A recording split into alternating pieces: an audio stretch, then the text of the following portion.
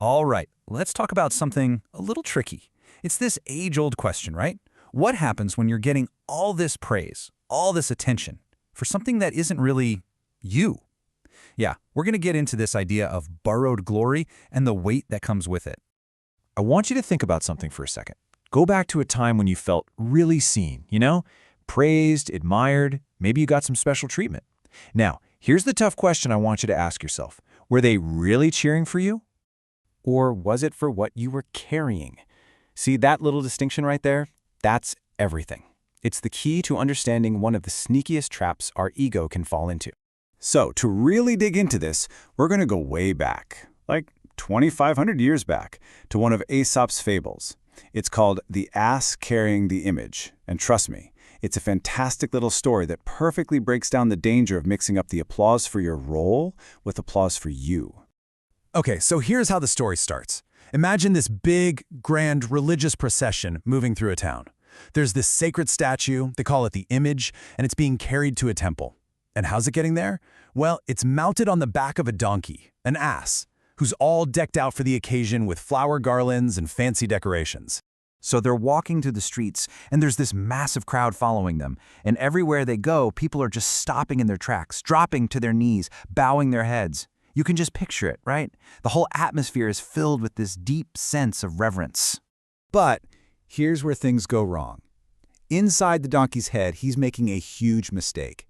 He sees all these people bowing, all this adoration, and he thinks, whoa, look at this, they love me. You can just feel his ego puffing up. He's starting to think he's a pretty big deal. And so, completely full of himself now, he decides he's not getting enough attention. So what does he do? He just stops, right in the middle of the road. The whole procession grinds to a halt. And he starts braying, hee-hawing, as loud as he can. It's like he's saying, hey, over here, applaud for me. And that's when reality comes crashing down. His driver, who knows exactly what's going on, gives him a good whack with a stick and yells, "Get a move on, you silly animal. This honor isn't for you. It's for the image you're carrying." Ouch. A really quick and probably pretty painful reality check. Okay, so it's a great story, but what does a foolish donkey from thousands of years ago have to do with us today? Well, let's break this metaphor down because it applies to pretty much everything. What we're looking at here is the difference between the vessel and the content. The donkey. He's just the vessel. He's the ego, the proxy, the person who's just carrying something. The image, on the other hand, that's the content. That's the thing people actually respect. The title, the ideal, the message, the big idea. And this all leads us to this really powerful idea called borrowed glory. It's that trap we fall into when we start thinking the respects people show our position is actually respect for us. It feels good, right? It feeds the ego.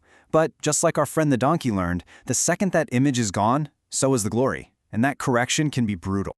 So this is where we have to turn the mirror on ourselves. Seriously, think about your own life, your job, maybe who you know, the roles you play. Is there anywhere you might be getting a little puffed up? Where you might be confusing the respect people have for your title with respect for your person? And look, this isn't some dusty old problem from a fable. This exact same procession is happening all around us every single day. We just have to know where to look. I mean, think about it. You've got the person who's dating a celebrity, and suddenly they're getting the best tables at restaurants. Is it because of them or the image they're with? Or what about the kid with a famous last name who gets doors open for them?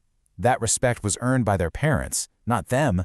And the classic one, the manager at some huge famous company who thinks every client is fawning over their brilliance, when really it's the logo on their business card doing all the heavy lifting. In every single one of these cases, take away the image and poof, the glory is gone. So, this brings us to the most important question, right? How do we avoid getting smacked by the driver's stick? And even more than that, how do we learn to carry these images, our responsibilities, our titles, with some grace and humility? How do we earn real, lasting respect? Okay, first things first, you've got to know the pitfalls. The biggest one? Believing the fancy decorations, the trappings of your role are actually part of you. They're not. Another one is halting the whole procession, the actual work, the mission, just so you can get a little personal praise. Big mistake. And never ever forget that the driver is always there. Whether it's your boss, the market, or just plain old reality, something will always be there to knock you back in line if you get too big for your britches. You have to remember, you're there to serve the role, not to be a king. So instead of falling into those traps, we can actively build a different mindset. It's about a few core ideas, really. You can think of them like mantras. Tell yourself, I am a humble bearer of great responsibilities, and really focus on this one. I can tell the difference between my character and my trappings. Remind yourself to honor the mission more than my own ego. And finally, just be grateful. Be grateful for the amazing sacred image you even get the chance to carry. Because at the end of the day, where does real satisfaction come from? It's not from the crowd cheering for a minute. That stuff fades. The real, lasting joy comes from the quiet knowledge that you did your job well, that you got that image safely to the temple. The fulfillment is in doing the work, not in basking in the spotlight. So I want to leave you with this one final thought. It's a powerful one. The road to the temple is paved with those who forgot they were just the transport. Just let that sink in. So remember the fable, remember the driver, and remember your role. The goal is to carry whatever glory you're given with a little humility, and to find your real worth not in the fancy decorations, but in the integrity of how you make the journey.